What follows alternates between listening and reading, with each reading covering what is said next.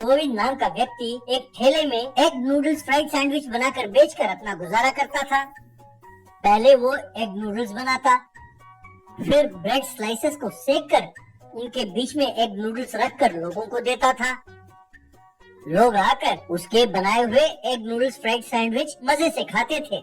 लोग उसके पकवान की खूब प्रशंसा करते तो गोविंद फूला ना समाता। गोविंद का बेटा था दीपू।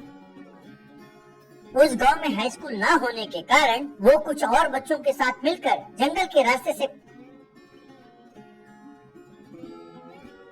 पास वाले गांव के हाई स्कूल में पढ़ने जाता था। उसे सैंडविच और एग नूडल्स बिल्कुल पसंद नहीं था।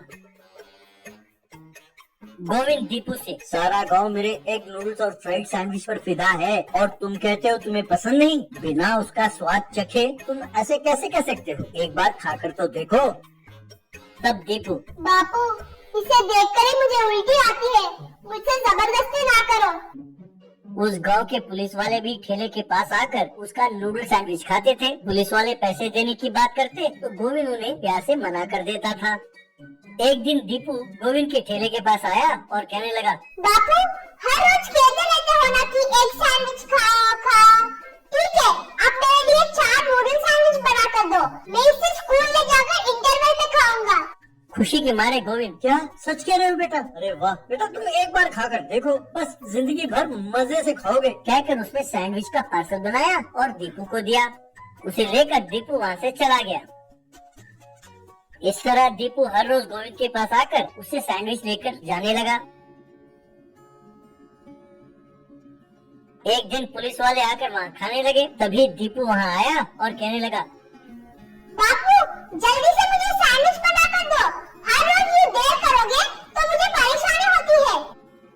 तब गोविंद, बेटा इस वक्त मैं बिजी हूँ, थोड़ा टाइम लगेगा, ठहरो, ये पुलिस वाले चले जाएं तब मैं तुम्हें बना कर दूंगा। तब दीपू, अरे बापू तुम्हारा क्या है, तुम आराम से बनाओगे, वहाँ वो इंतजार नहीं करेंगे। सब मेरी किस्मत है।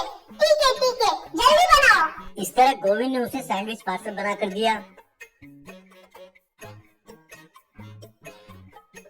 तब ऐसे ही, क्या बात है गोविंद, तुम तो कहते थे कि तुम्हारे बेटे को सैंडविच बिल्कुल पसंद नहीं है और अब वो 4 सैंडविच बना कर ले जा रहा है। गोविंद, यही बात तो मेरे समझ में नहीं आती है सर। आजकल हर रोज 4 सैंडविच लेकर जाता है, उसका एक सैंडविच खाना ही बहुत बड़ी बात है, पता नहीं क्या है।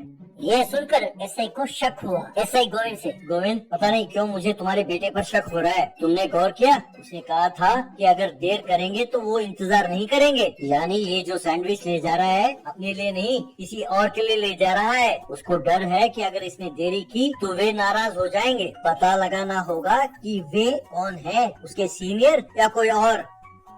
इस तरह पुलिस और गोविंद दीपू का पीछा करने लगे। उन्होंने देखा कि दीपू एक पहाड़ी के गुफा के अंदर जा रहा है, वो भी उसका पीछा करने लगे। अंदर जाकर उन्होंने देखा कि वहाँ 2 चोर थे। उन्होंने दीपू से सैंडविच लिया, फिर उसे 2 थप्पड़ मारा। उनमें से एक चोर, अरे यो हर रोज देरी से आते हो हाँ? कल से अगर तुम्हारे आने में देरी हुई या तुमने हमारे बारे में किसी को बताया तुम्हारी जान ले लेंगे, खबरदार। कहकर सैंडविच खाने लगे।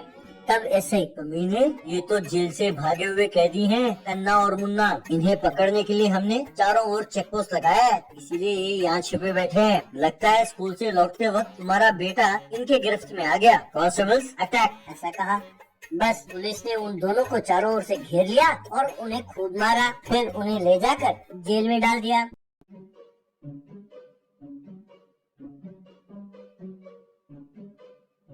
बाद में दीपू अपने बाप से, बापू ये दोनों चोर तुम्हारे सैंडविच की खूब प्रशंसा करते थे और गांव वाले भी तुम्हारे सैंडविच को बड़े चाव से खाते हैं। सोचता हूँ मैं भी एक बार तुम्हारा ये एग नूडल फ्राइड सैंडविच खाकर देखूं। मुझे एक सैंडविच देना बापू। तब गोविंद ने खुश होकर उसे एक सैंडविच दिया। उस सैंडविच को खाते हुए दीपू, डियर फ्रेंड्स, ये कहानी आपको कैसी लगी? अगर आपको ये कहानी पसंद आई तो इसे लाइक और शेयर जरूर कीजिए। और हाँ, ये सैंडविच वाकई बहुत